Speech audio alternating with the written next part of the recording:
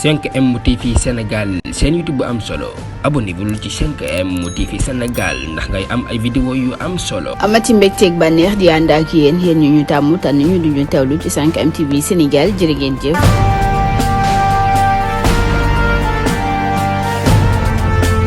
mbokk yi siifur 5M TV Sénégal dal leen ak jàmm ci xibaar waa TFM ñoo waroon a jiitu ci naqarlu ak ñaawlu li ñu ma teg kookee nag di dàmboñ nag di addu di ñëwaat lekk ci li nga xam ne rek moom lañ ko defoon mu di rek ba lañ ko tiré woon moom nag dàmboñ nag di ñaawloo ko naqarlu anam bi nga xamee ne rek ñi di waa TFM daan nañ koy taxawee mu di rek ñàkk rek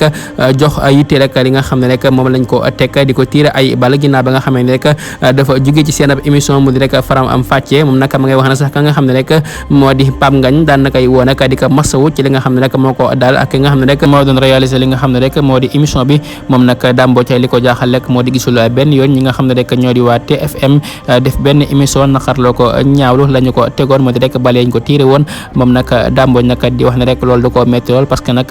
kenn waru leen a jiitu ci la nga xam ne rek moo di rek naqarloo ko ñaawlu anam boobee nga xam ne rek dañu ko doxale mu di rek baleeñ ko tiiré ci oto moom nag di wax ne rek loolu nag da ko métti lool moom damboo ci dal bu baax a baax ci ñi nga xam ne rek ñoo di waa CFM mooy rek ñi nga xam ne rek ñoo di waa TFM ñi nga xam ne rek ñoo jiite loolee nag di télé boobee nag di TFM tey ji nag moom damboo nag di naqarloo ko ñaawlu anam boobee nga xam ne rek dañu ko doxale moom nag damboo ci di wéy di xamle di wax ne rek lu ci mën di am ñoom ñoo ko invité woon rek émission ba jeex muy ñibbi matul 5 minutes ñu attaqué la nga xam ne rek moo di otoom tiré ci juróom-ñaari bal te gisul kenn koo xam ne rek moo nekk foofee ci TFM lu dul ka nga xam ne rek moo di Pape Ngagne ak ka nga xam ne rek moo doon réalisé la nga xam ne rek moo di émission bi nag di ko woo di ko masawu mu nekk loo xam ne rek da ko métti lool moom Dame Mbodj